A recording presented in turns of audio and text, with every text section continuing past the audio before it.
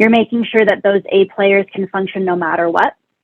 The primary thing about that, it's not just the A players. What you're doing is you're setting up a foundation in your business where you're so strong inside that no matter what happens outside, you can tolerate it. So it's really being able to navigate all those fluctuations because you can have more influence and control internally than you can externally. So setting yourself up for navigating all of those changes that are going to happen over time is really what you're trying to do.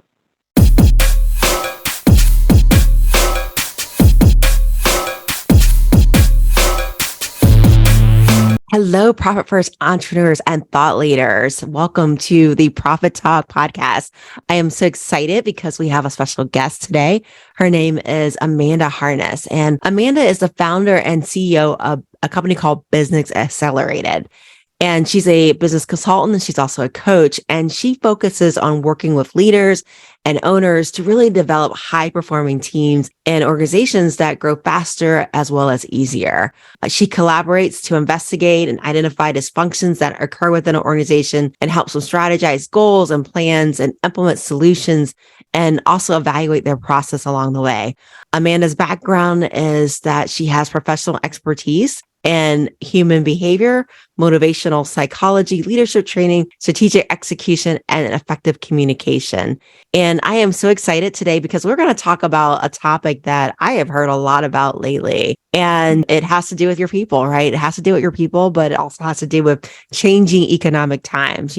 We've heard a lot of clients that says, 2020, 2021, they hit it out of the ballpark, right? Nobody was expecting that COVID would actually mean an increase in business, and it did. Many people had a hard time hiring during COVID, the pandemic, and they're now finding themselves in a different situation where they've got people that it was a dream to acquire them. And now the cash flow is very different than what it was during the pandemic. And so Amanda and I today, we're going to talk about really how you as a business owner, now that you've got the amazing team, but maybe the cash flow isn't necessarily matching that overhead anymore, and how to effectively deal with that. So please join me in welcoming Amanda to the platform. Hey, Amanda, how are you doing? I'm doing well. Thank you so much for having me on today. So thank you for coming by and chatting. So first of all, let's talk about a little bit about what you do, how you help organizations grow and flex really in this situation. Yeah. So my primary umbrella is really in business growth strategy. The main areas that I focus on under that are leadership development and execution on your strategic goals. So I really look at the team at the top, so leadership teams, and how we can amplify them there. We also look at how that leadership team can shape high performers underneath them that'll support them in getting where they want to go.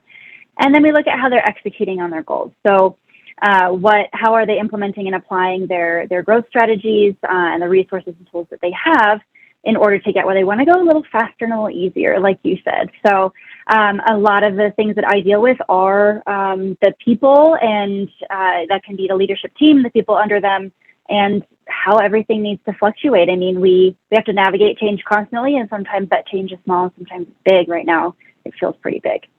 Definitely. And I think what we're seeing too is, the great resignation. And it's weird how it plays out in this post-COVID environment. I think our A players, they charge, during the times of short staff to get the job done. And a lot of them are dealing with that burnout too, that has happened from charging and really doing two people's job because one person just didn't show up today.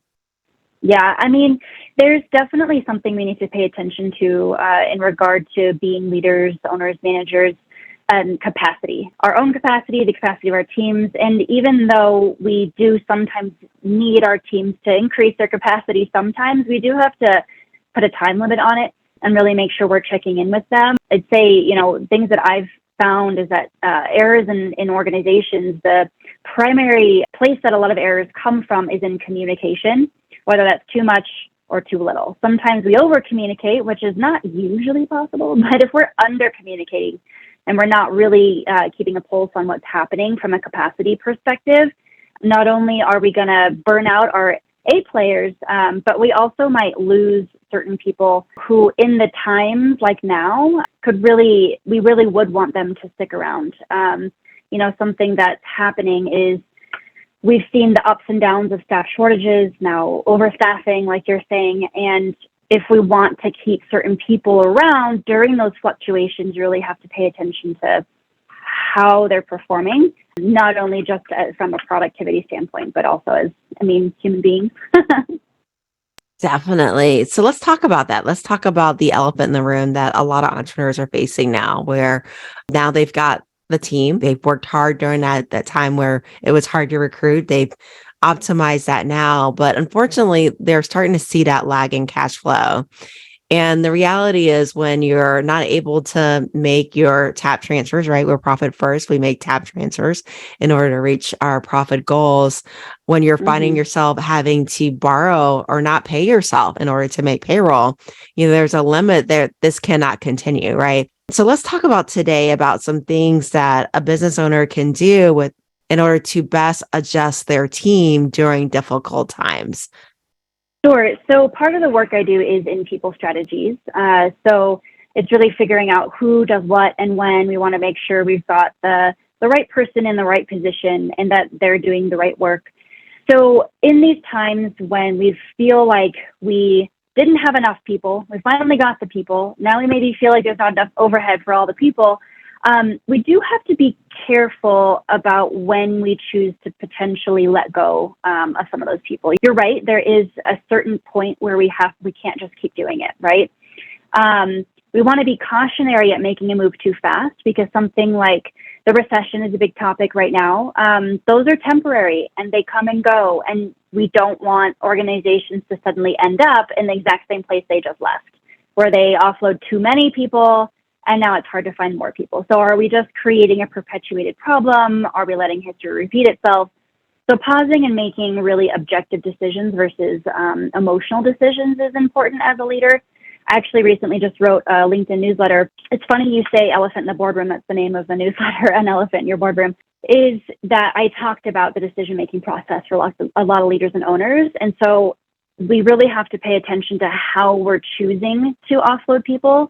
And then I mentioned when we offload people. So if we do wait too long, then we suddenly have to offload too many people. That makes it feel better in the moment because maybe the amount of employees and teams that we have matches the overhead we're receiving. But like I said, it could come crashing down when we suddenly have too little people. I recommend instead of waiting too long for the ramp when you suddenly need to let go of lots of people, trying to let go of small pods of people over time. And there's a number of reasons for that in regard to how you operate, the revenues you see, the future you're setting yourself up for. So the decision-making process behind when you're making those decisions during these difficult times is just as important in how you're making those decisions. I love that. So Amanda, what I'm hearing from you is, first of all, start with who's in the seat, right? Do we have the A players in the seat that really can take us to the next level no matter what happens in the economy? And then from there on, once we figure out that we've got people in the right seat, instead of taking it as the big chop approach, you actually recommend it being a layered approach. There's layers and pods of people that we're moving with, because that way, if things would turn around, that ability to flex back up or ramp back up is still there. That's exactly it. Yes. Like we talked about, there's a capacity and a burnout problem. And so what we don't want to do is make our A players feel like they're going to constantly be the brunt of that.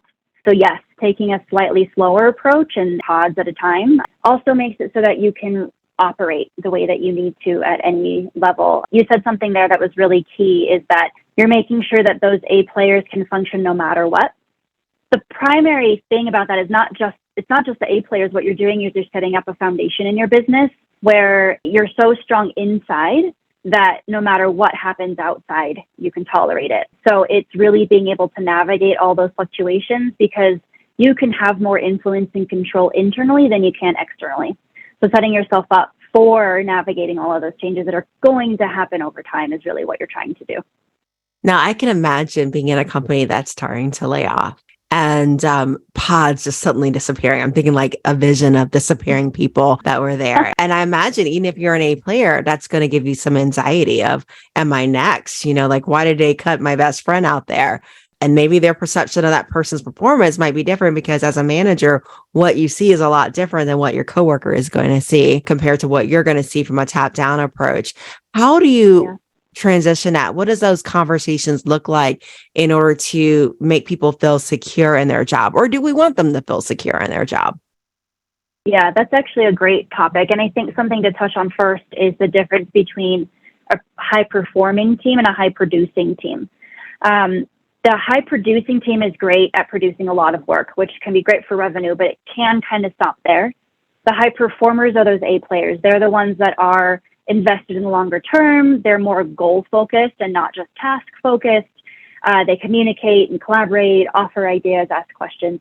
So really what we're looking for when we're making those decisions is looking at the performance versus just productivity, because like you mentioned, it can be a little subjective.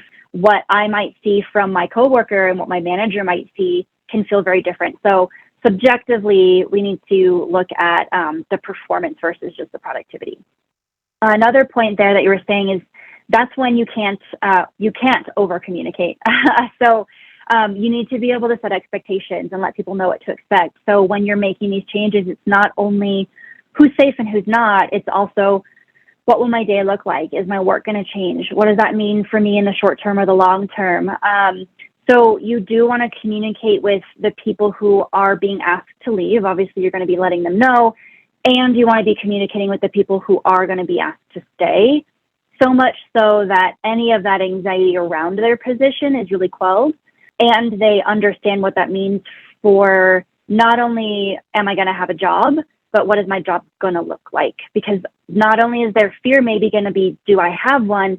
But they also may be worried about what we said, that burnout, that capacity. And we need to let them know what that's going to look like as well, so they don't choose to leave when we've asked them to stay. Exactly. I love that. That's some very, very powerful advice there, Amanda. And so as people are leaving, right, as those pods are disappearing, I'm curious as to what that conversation looks like with the people that you are letting go, because, we do want to let go of people with dignity too. Is there a best way to do that and have those conversations? Yeah, that is really hard. I think and there's a lot of dependencies. How big is the organization?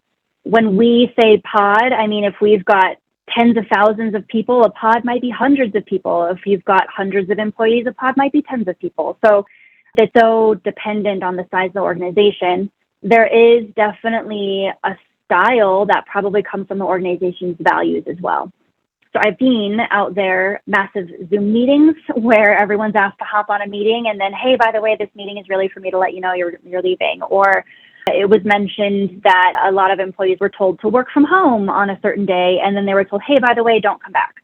There are also, ones done in person. I think it comes down to a lot of questions.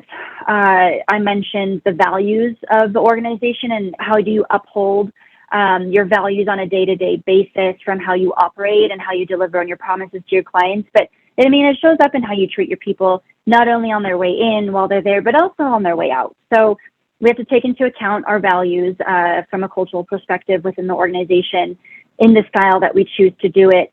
And it was also mentioned safety. So typically, a lot of organizations choose to walk out, have someone escorted out of a building, especially if it seems like they're being a little disruptive.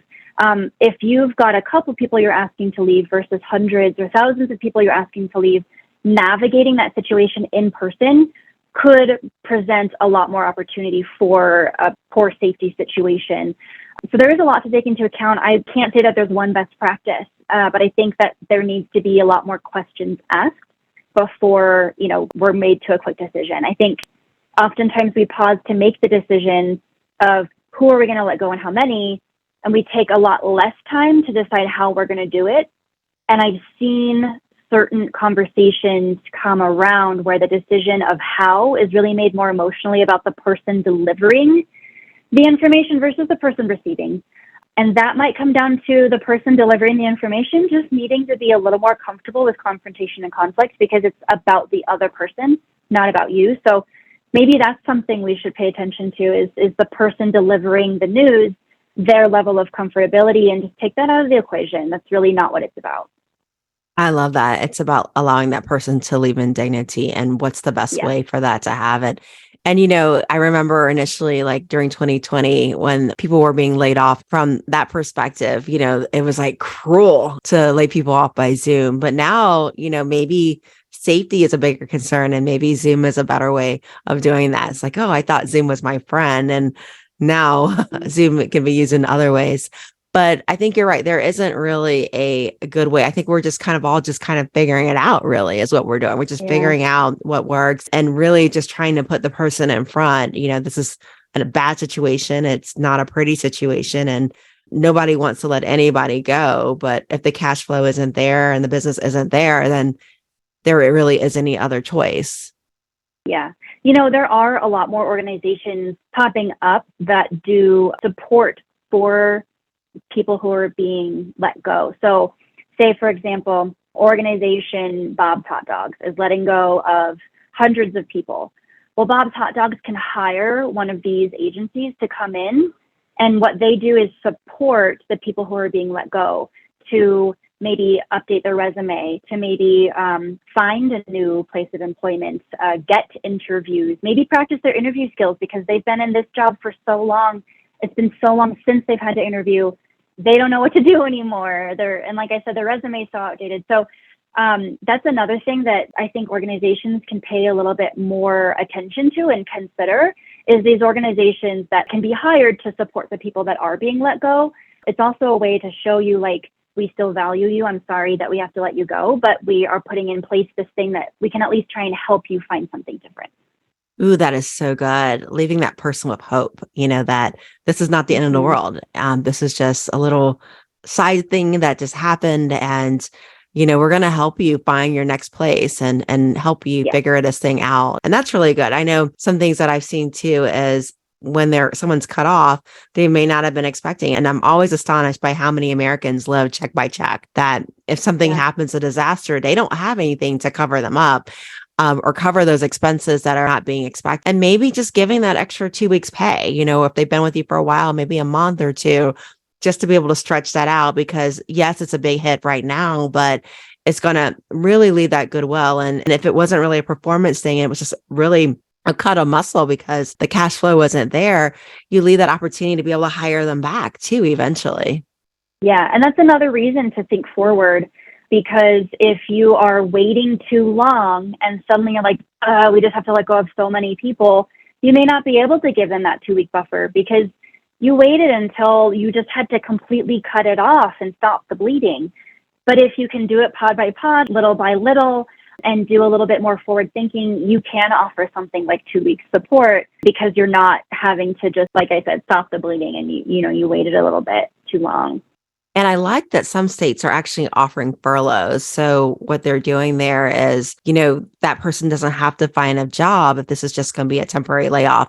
And I'm seeing that more so in the seasonal businesses where they're having to cut people, like maybe they're busier during the winter time so that they can just let that summer go. Someone may be able to collect unemployment. It may increase their unemployment rate temporarily, but at least that person doesn't have to look for a job because they know that they're going to be hired back once that busy season starts again in a few weeks. Yeah, I think that's another place for really open communication because it can feel a little nebulous, like, well, how long am I going to be furloughed? You don't get a full paycheck like that when you're furloughed. So that can even be scary, right? There is a little less fear because you do feel a little more secure knowing you have something to go back to, but not knowing an exact timeline can be hard. So yeah, another place where I don't think you can over communicate.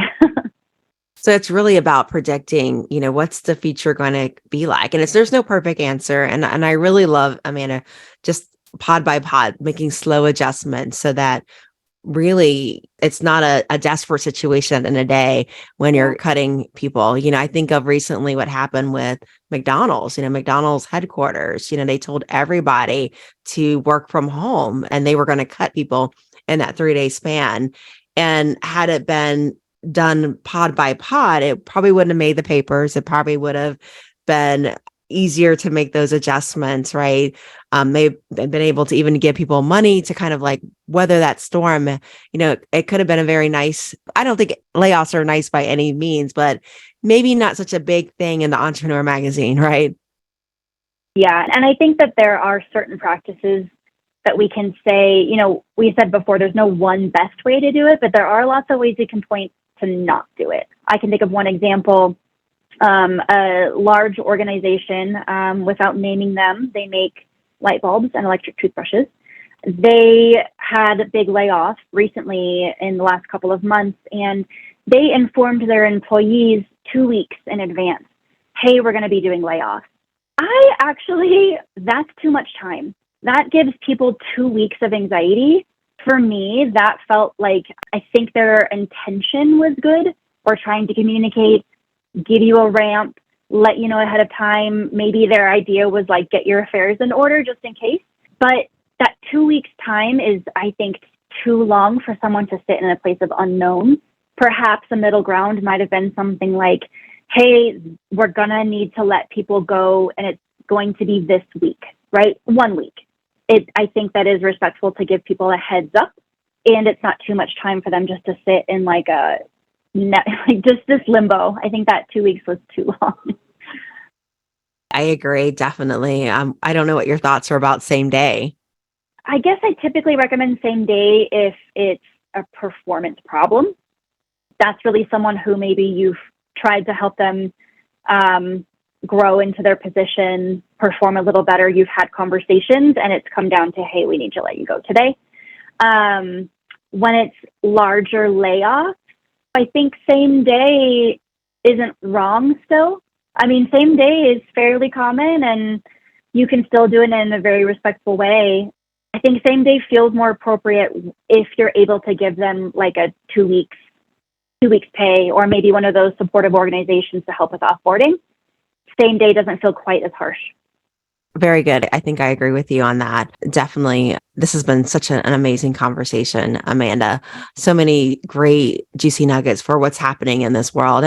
I think the biggest thing too, besides the line of communication that we talked about earlier, was being realistic about what your future really holds. If you're seeing the signs of slowdown, listen to the signs. I see too many entrepreneurs, they stay optimistic, or their gut feeling is telling them, everybody has that gut feeling that something's happening, right? I'm seeing in the numbers, I can be hopeful for 1 month or 2 months, but after 3 months, you may have to make some hard calls. So just being realistic about what the future may hold, and having a plan for adjusting, and working with someone like Amanda that can help you revamp very fast too is also very important too with that, and keeping those relationships good and that communication open.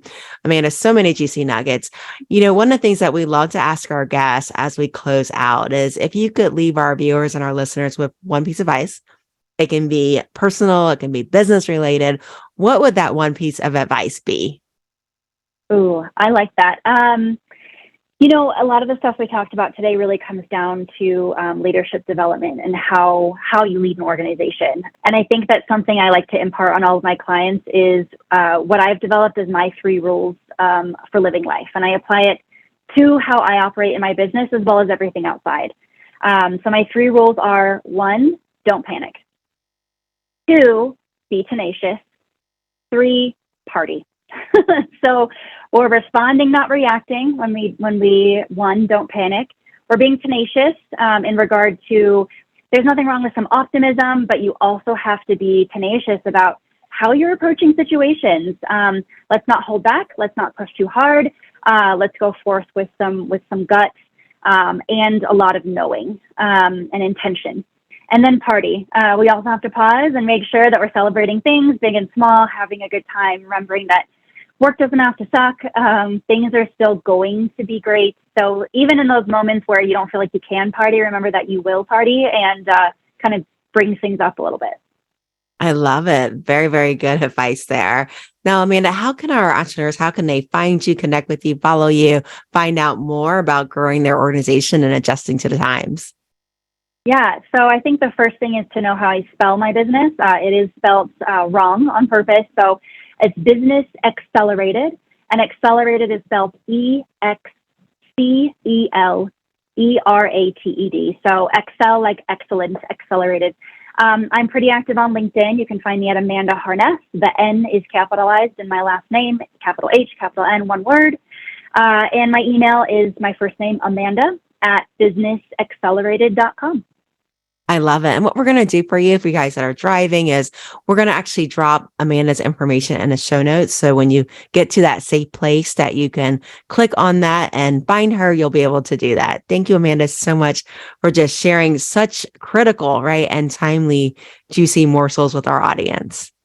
Yeah, this has been a really fun topic. Thank you for letting me nerd out about it. Thank you.